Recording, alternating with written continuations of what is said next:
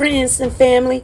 This is SP News Nugget, and today, you guys, I went over some of the clip notes that we have. I put them together just to give you a little small video to show you what went on, and the most of all, let you see Amber Guyger in the flesh as she tells her story. So, you guys will be able to kind of see what went on in the courtroom if you didn't have time to watch it. Here are some of the highlights I'm just sharing with you. She did admit of shooting an innocent man, and she kind of said she wished that he had the gun and he shot her. But nevertheless, if that did happen, we would right now be seeing him going to jail for murder. But no, we're in court trying to find out if her mindset was right, which is bull. She went into his home, not he went into her home. But nevertheless, they got us in here looking at this, and I want you guys to see it.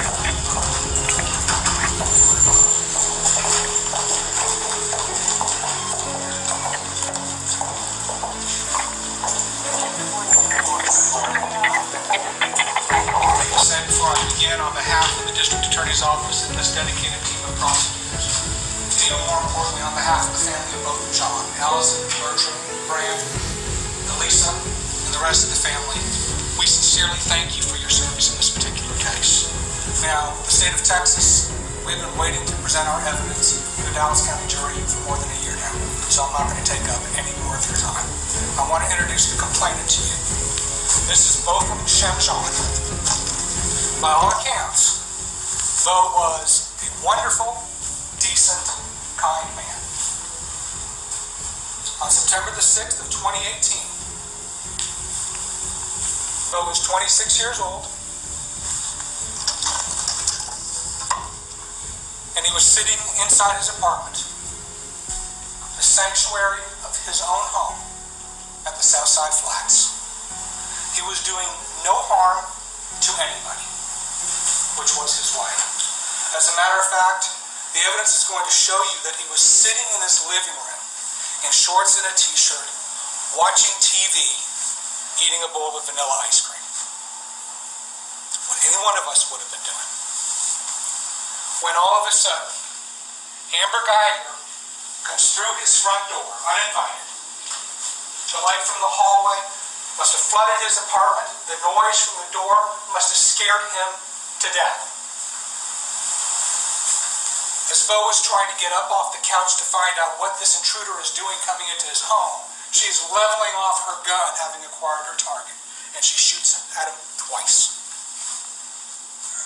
No opportunity for de-escalation. No opportunity for him to surrender. Bang, bang, rapid, double tap.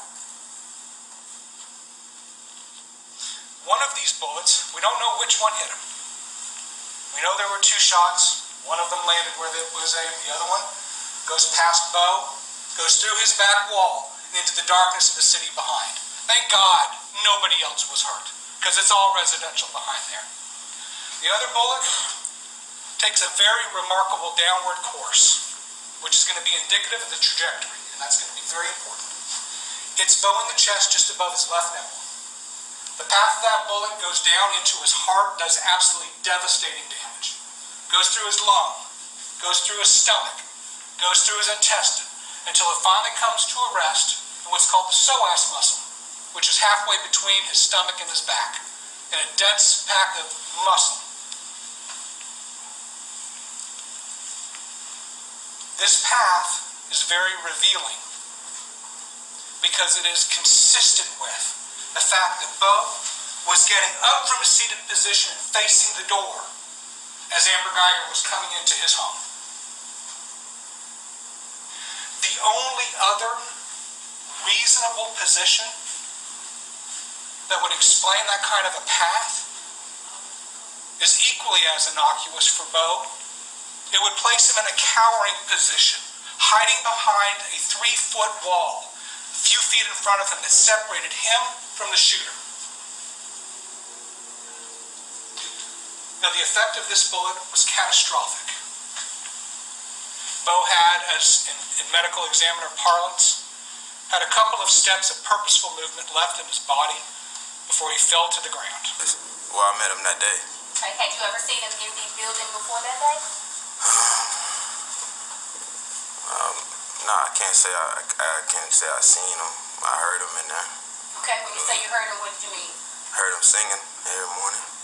Okay, you heard him singing. What kind of things did you hear him sing? Gospel music, Drake. And your door is directly across the hall from where Mr. John's apartment was, correct? Yes, ma'am. So in the mornings, were you inside of your apartment when you heard Mr. John singing, or outside of your apartment? I'll probably hear him when I come out, lock my door. I'll hear him. So from in the hallway, you can hear his activities inside his apartment. Yes? You have to say it out loud, I'm sorry. Yes, ma'am.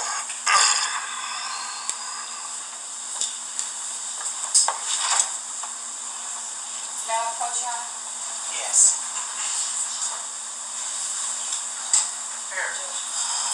Thank you.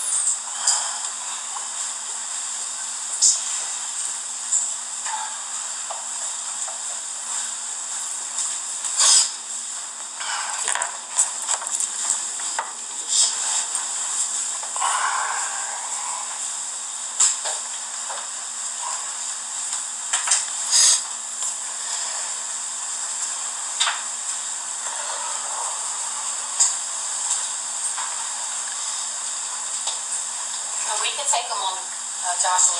This is fine. We're not in a rush, okay? Yeah, we need a moment. Deputy Johnson, she's on. You're retired. I want to go through a few things that happened at that door and in that room with you now, okay?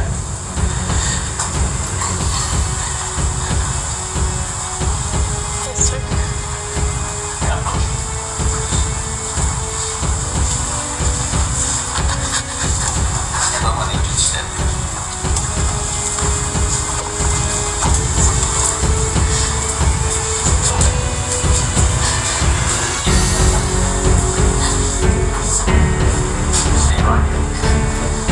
First of all, we're walking down that hall.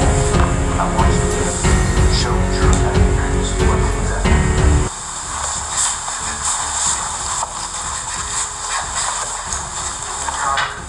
You take a break.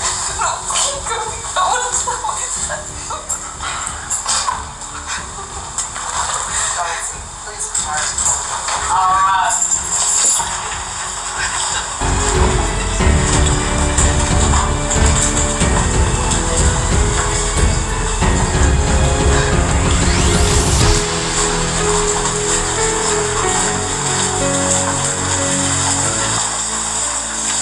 Inside my apartment, and that was alerted me. Your heart rate just skyrocketed. Feeling you never want to feel again. You know, if the demonstration is over with, I know. It's not over, Judge. I'll sit down when it's over. Okay, let's go through the demonstration and do the discussions. When you saw that figure, or silhouette of a figure in the back, did you do anything? Yes. That's whenever I pulled my gun out and I yelled at him. It's like, let me see your hands, let me see your hands. What was the figure doing? And looking around. Did that cause you some concern? Yes. Why is that? I couldn't see his hands. How fast is this heading? Real fast. It's seconds. Are you still holding your equipment? Yes, I did. How's the door staying open? I'm using my equipment to prop it open because those doors are heavy. That you've never done CPR before. No, I have not. You were trained to do CPR at the academy, were you not? We were trained. I've never done it on an actual person. All right, so at least then to the extent that you weren't suggesting that you didn't know how to properly perform CPR. They taught us briefly in the academy. You knew how to perform CPR properly, right? I never done it on a person. I couldn't say I actually. Ms. Guyger, were you trained to do CPR properly? Yes, we were. Okay, were you at those classes? Yes, I was. Were you paying attention during those classes? Yes, I was. Did you properly perform CPR on Mr. John? No, I did not. And you could have, right? I tried to do a little CPR Why would you try and do a little CPR on a man who's dying who needs your full attention? because I had to keep getting up to see where I was at. That was more important than giving life-saving help to this man. I had no idea where I was at. You were able to tell the 911 call taker very, very soon on that you were in apartment 1478. After that moment, why couldn't you have given him full, undivided, and proper attention? I was still on the phone with... You can put the phone on speakerphone, ma'am. I had so much stuff racing through my head. You were also able, at least on 2 occasions, to... you must have stopped completely giving him CPR when you sent a message to Mark Rivera saying, I need you, hurry, right? I did text him that. Okay, and so you must have at that point stopped CPR entirely. Yes, I did. And then, not even a minute later, you must have stopped CPR entirely again to send a second message to Mark Rivera. I was already out in the hallway. Oh, so you had already left him. That's whenever they told me to leave, the officers. So that's, no, ma'am, I'm talking about at 10:03 p.m. Mr. Lee, Officer Lee, and Officer Blair didn't arrive until almost 10:05. Yes, I do remember that. Like, whenever they showed me, I sent those text messages. At 10:03 p.m. and at 10:02 p.m., you sent messages, text messages to Mark Rivera. Yes, I did. Text messages that would have required you to have put the phone in a place where you can see it, and you used your fingers to write out the words, I need you, hurry, ... right? I don't remember how many hands I used. But you texted Mr. Rivera using your hands, Yes, I did. and as you were doing that, you were unable to give Mr. John your full attention, the attention that he deserved. Yes, I did. And then you made the choice to do that a second time, isn't that true? Yes, sir. All right, so at both of those times, you put your needs and your wants over his. I still cared about him. Did you put your needs and your wants over him when you decided to do that? No, sir. All right. And then you went out into the hall. You left him alone. When I heard the officers coming, I stepped outside. So you decided to do something other than continue to give Mr. John life-saving measures. I wanted somebody there fast to get him You're not help. going to answer my questions, are you? Yes, sir, I am. Ex-Dallas police officer Amber Guyger weeping on the stand, expressing remorse for killing her neighbor, at some points breaking down. I ask God for forgiveness, and I hate myself every single day. I feel like I don't deserve a chance to be with my family and friends. I wish he was the one with the gun and killed me. But your morality doesn't seem to be affected at all by sending him naked pictures of you, right? No, I did do that. You did that a lot. I did. And he would sometimes tell you in the kind of poses he wanted you to send, right? Yes, he did. And you would send him those pictures, right? Yes, he did. And it was back and forth. You would tell him to send you pictures of his anatomy. I did. And y'all had special words for his anatomy too, didn't you? I did. Yeah. And you would repeatedly ask him to send those pictures to you, even up to and including that particular night. I did. So your morality, your moral code, I guess out of respect to Mr. Rivera's wife and his kids, puts sex off limits, but anything else is fair game. I did do that. You guys see Amber Guyger on the stand, getting confused, lying, halfway telling the truth. She's been texting this man, asking to see explicit pictures. You guys know she has. They got the pictures. They're not going to let us see them. But Amber Guyger been seeing them. Martin been seeing them. And she's on the stand lying with a very soft voice, you guys. She's got a soft voice now. And this is a pathical liar in the flesh.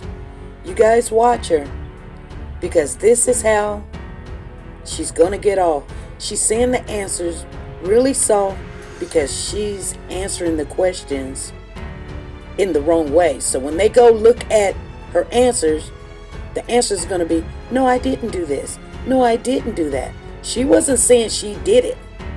She's saying she didn't. In all reality, she was sending these pictures of body parts. Okay, his body parts, and she was sending her body parts. They were doing this to each other. But she's sitting there saying she didn't. But you guys, just watch it. And I'm just going to leave you with this. Be good, be safe, and be nice to each other. Bye.